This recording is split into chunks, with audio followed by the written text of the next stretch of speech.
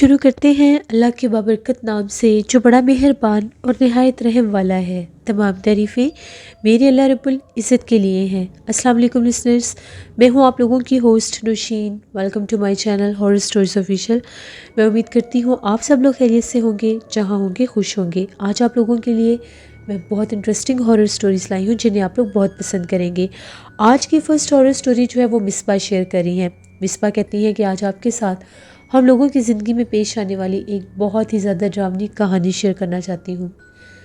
मैं फैसलाबाद की रहने वाली हूँ और आज आपके साथ जो स्टोरी शेयर कर रही हूँ ये हम लोगों की घर की स्टोरी है। आज से 12 साल पहले की बात है। हम लोगों ने एक जगह पर एक घर रेंट पर लिया। जिस घर में हम लोग पहले रहते थे उस घर के उन लोगों ने न्यू कंस्ट्रक्शन करनी थी, तो हम लोगों को वो घर छोड़ना पड़ा। तो जो हम लोगों ने नया घर लिया था वो घर भी अच्छा बना हुआ था, साफ़ सुथरा था।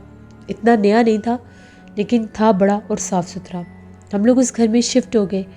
अभी हम लोगों को उस घर में शिफ्ट हुए हुए तकरीबन 5-6 दिन गुजरे होंगे कि हम लोगों के साथ उस घर में अजीबोगरीब पुरस्रार वाक़यात होना शुरू हो गए।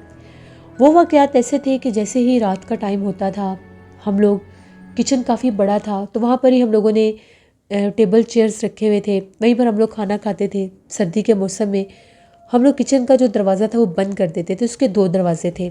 एक बैक साइड पर छोटा सा सहन सा था, वहाँ पर लॉन्ड्री एरिया भी था और इसके अलावा वहाँ पर एक और वॉशरूम भी होता था और एक दरवाज़ा जो था वो टीवी लॉन्च में खुलता था।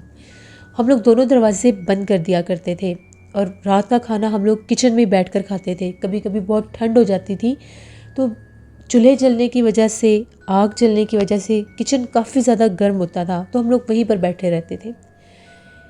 जब भी हम लोग वहाँ पर बैठकर रात का खाना खाते थे, उसके बाद हम लोग वहाँ पर बैठकर बातें करते थे, तो हमें बाहर वाले सहन से ऐसी आवाज़ें आती थी जैसे कोई क्लैपिंग करता है, कोई ताली बजाता है।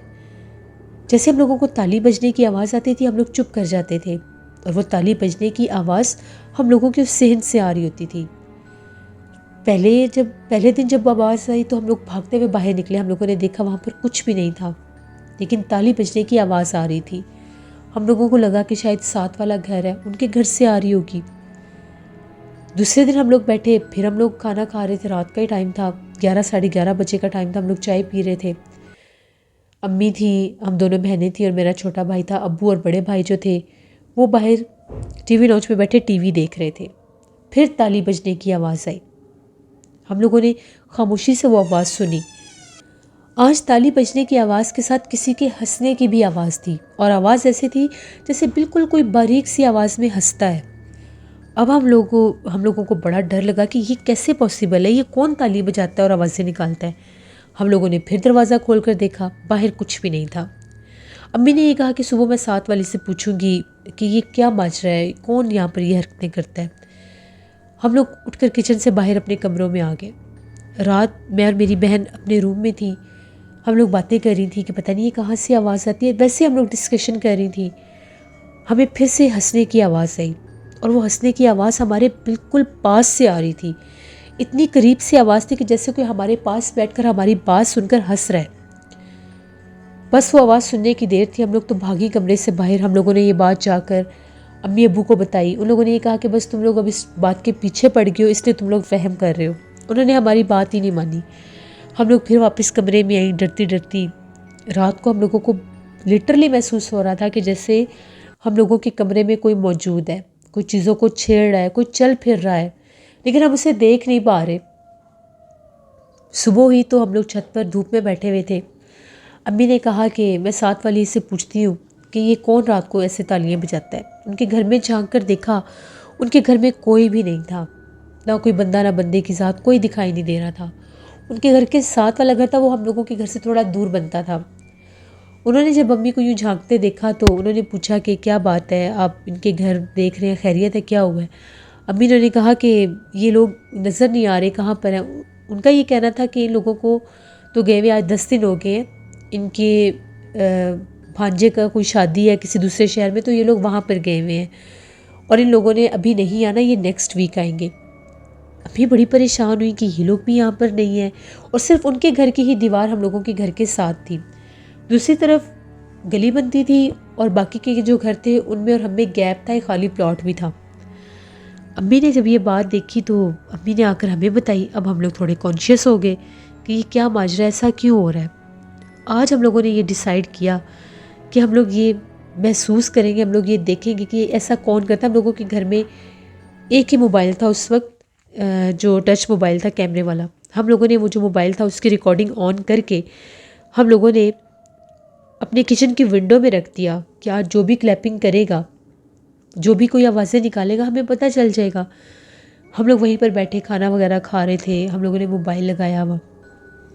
तकरीबन पौने 12 बजे का टाइम हुआ तो हम लोगों को फिर बाहर से आवाज़ें आने लगी।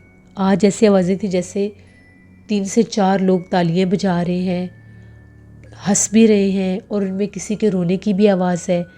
आज ये आवाज़ें ज़्यादा भी थी और बहुत ज़्यादा लाउड भी थी। हम लोग चुप करके बैठे रहे, हम लोगों ने कोई उसके बारे में बात नहीं की, चुप करके हम लोग सुनते रहे। 5-6 मिनट जब वो आवाज़ें आती रही, उसके बाद जो वहाँ का बाथरूम था जिसे हम लोग यूज़ नहीं करते थे, उसको साफ़ करके बंद किया हुआ था। उस बाथरूम का जो दरवाज़ा था किसी ने बहुत ज़ोर से खोल कर बंद किया, वो भी आवाज़ आई। अब हम लोग बहुत डर गए। जब वो बाथरूम का दरवाज़ा खुलकर बंद हुआ तो हम लोग बाहर भागे किचन से। मेरा भाई जो था वो भागता भागता गया, उसने वहाँ से मोबाइल उठाया। मोबाइल उस टाइम रिकॉर्डिंग पर था। हम लोगों ने जल्दी से जैसे ही मोबाइल की रिकॉर्डिंग निकाल कर देखी, बाहर वो जो सहन था, बैक सहन था, वहाँ पर ट्यूबलाइट लगी हुई थी। तो वहाँ पर हम लोग क्या देखते हैं कि बिल्कुल अंधेरा है, जबकि लाइट अभी भी जल रही थी। वो लाइट बीच में विजिबल नहीं हुई, फुल अंधेरा था, जैसे घुप अंधेरा होता है।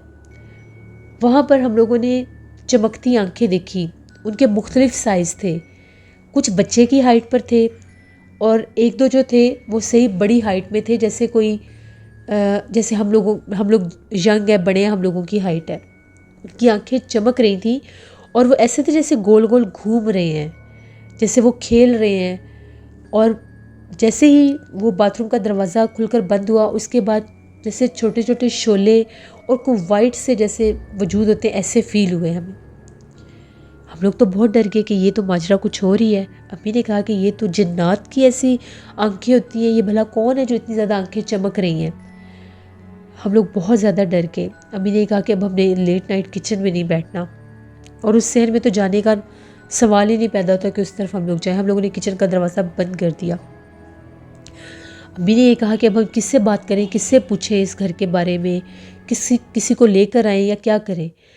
अम्मी की एक दोस्त थी, तो उनकी बड़ी बहन थी, वो ये अमलियात वगैरह करती थी। अम्मी को उन आंटी का ख्याल आया। अम्मी ने कहा मैं सुबह उनसे बात करूँगी। हम लोग रात भर सो नहीं सके, हमें बहुत डर लग रहा था और रात भर उस सहन से चलने फिरने की आवाज़ें, आहटें महसूस हो रही थी। आज अंदर की तरफ घर में नहीं थी। सुबह अम्मी ने उन आंटी को फ़ोन किया, उन आंटी को सारी बात बताई, तो उन्होंने कहा कि मैं अपनी बहन को लेकर आज दोपहर आपके घर आ जाऊँगी। वो रहते दूसरे मोहल्ले में थे, वो हमारे घर आ गई। जैसे वो हम लोगों के घर आई तो पूरा घर उन्होंने विज़िट किया, ऊपर भी देखा, बैक साइड भी देखी, जिस जगह से हमें शिकायत थी, बाथरूम भी देखा, हम लोगों का रूम भी देखा। वो जो आंटी थी कुछ देर वो पढ़ाई करती रही, उन्होंने एक पानी का ग्लास मंगवाया, उसके ऊपर उन्होंने कुछ पढ़ाई करके उन्होंने उसके ऊपर फूंका और ये कहा कि ये पानी का ग्लास अपने सहन में जाकर रखें। अगर तो वहाँ पर जिन्नात अभी भी मौजूद हैं तो ये पानी का ग्लास जो है ये खाली हो जाएगा। हम लोगों को डर लग रहा था, लेकिन अम्मी और आंटी ने हिम्मत की, वो जाकर ग्लास पानी का सहन में रखाई। 5-6 मिनट गुजरे, हम लोग बातें करते रहे, अभी उन्होंने हमें कुछ नहीं बताया। 5-6 मिनट के बाद वो उठी और जाकर जैसे उन्होंने बाहर से देखा, वहाँ पर पानी का ग्लास खाली पड़ा था। अम्मी भी पीछे खड़ी हुई थी, उन्होंने उनको ग्लास उठाते खुद देखा। वो ग्लास लेकर आई, उन्होंने ये कहा कि ये आप लोगों के सामने निशानी है, यहाँ पर जिन्नात मौजूद हैं। और ये जिन्नात जो हैं ये बहुत सख्त किस्म के जिन्नात होते हैं। इनका मकसद ही इंसान को डराना होता है। ये अपनी ज़ाहिरी शक्ल सूरत में इंसान के सामने नहीं आते। ये जो जिन्नात हैं ये हातिफ इनको कहा जाता है, और ये सिर्फ इंसान को डराते हैं, खौफज़दा करते हैं, आवाज़ें निकालते हैं, और बाज़ औक़ात ऐसी आवाज़ें निकालते हैं जो हम लोगों के अपने रिलेटिव्स की होती हैं। लाइक वो बंदा घर पर नहीं भी तो उसकी आवाज़ में हमें कोई पुकार रहा है, हमें ऐसा लगता है कि कोई हमारे पास रो रहा है, कोई हमारे पास हंस रहा है। बहुत ज़्यादा ये शरारती और शयातीन होते हैं। जब उन्होंने ये बातें बताई तो हम तो बहुत डर गए। उन्होंने ये कहा कि बेहतर ये है कि आप लोग ये घर छोड़ दें, क्योंकि जब ये हद से ज़्यादा आवाज़ें देना शुरू कर देते हैं तो ये नुकसान भी पहुंचाते हैं, क्योंकि ये ऐसी किस्म है कि ये अपने आप को रोक ही नहीं सकते इंसान को नुकसान पहुंचाने से। अब हम लोग डर गए। फिर हमें याद आया कि जब हम लोग इस घर में नए नए आए थे, अक्सर ऐसा होता था, हम लोग कमरे में बैठे होते थे, हमें अम्मी की आवाज़ आती थी। जब हम अम्मी से जाकर पूछते थे, वो कहती थी मैंने तो नहीं बुलाया। इसी तरह से अगर हम लोग अम्मी के पास नहीं है तो अम्मी को जैसे हम लोग पुकार रहे हैं, किचन की तरफ से आवाज़ें ज़्यादा आती थी, तो अम्मी किचन में जाकर देखती थी तो हम लोग होते ही नहीं थे। तो ये मामलात वहाँ पर थे। इनको अपने स्टार्टिंग में तो फील ही नहीं किया। फिर एक दफ़ा ऐसा हुआ कि अम्मी को बाकायदा महसूस हुआ जैसे वो चारपाई के ऊपर कोई आकर बैठा है और चारपाई की एक आवाज़ आती है, लेकिन वो विजिबल तो था ही नहीं, नज़र तो वो आया ही नहीं। ये वाक़यात जब बढ़ने लग गए, हम लोगों ने नया घर ढूंढना शुरू कर दिया।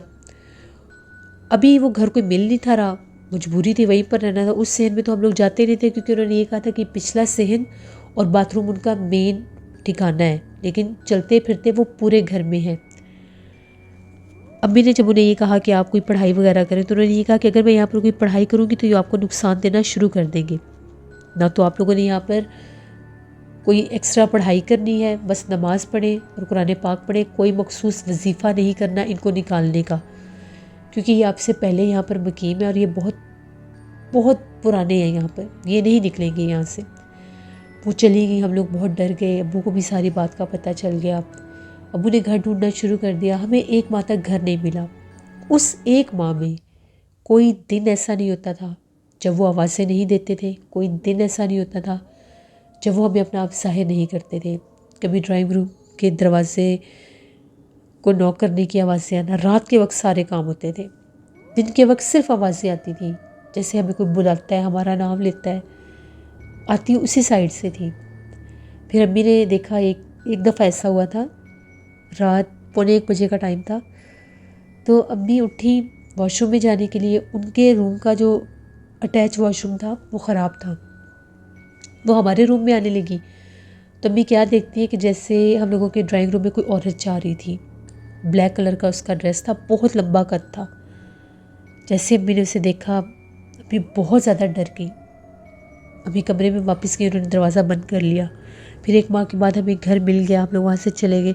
वो 1 माह हम लोग कभी भी नहीं भूल सकते। वो बहुत बहुत डरावना मंजर थे उसके। बहुत सी ऐसी बातें हैं जो बीच में से मैंने नहीं बताई, लेकिन वो 1 माह हम लोग कभी भी नहीं भुला सकते। मैं जब भी आपकी स्टोरी सुनती हूँ ऐसे घरों के बारे में, जिन्नात के बारे में, तो मुझे वो सारी बातें बाकायदा फ़ील होती हैं जो हमने एक्सपीरियंस की। अल्लाह का शुक्र है कि हम लोग खैर खैरियत से वहाँ से निकला है। हम लोगों के अक्सर चीज़ें गुम जाती थी, रखते कहीं और थे, मिलती कहीं और से थी। कुछ कपड़ों का भी नुकसान होता था, कपड़े गुम जाते थे, मिलते ही नहीं थे। अक्सर हम लोगों के ऐसे खाने पीने की चीज़ें भी गायब होती थी। तो ये सब वही जिन्नात करते थे। तो जो भी आप लोग घर ले, मेरा मैसेज है, जो आप लोग घर लेते हैं कोई भी घर, तो उसको एक दफ़ा पहले किसी साहिब इल्म से दिखा लेना चाहिए, कि बाद में इंसान बहुत तंग होता है, क्योंकि कुछ जिन्नात ऐसे होते हैं जो नुकसान पहुंचाने वाले होते हैं। तो ये हमारी एक स्टोरी थी जो मैंने आपके साथ शेयर की। बहुत शुक्रिया मिसबा आपका। जैसे ये थी आज की एक हॉरर स्टोरी। अपना फीडबैक मुझे ज़रूर दें, आप लोगों को कैसी लगी। आप लोग भी अपनी हॉरर स्टोरीज शेयर कर सकते हैं डिस्क्रिप्शन बॉक्स में दिए गए email ID doshinmurg57@gmail.com पर। इसके अलावा आप लोग मुझे कमेंट बॉक्स में भी स्टोरी शेयर कर सकते हैं। इंशाल्लाह अब हॉरर स्टोरीज ऑफिशियल पर भी डेली स्टोरी ऑन एयर होगी, तो इसको भी आपने ऐसे ही डेली विजिट करना है। Thank you for watching, stay blessed, अल्लाह निगहबान।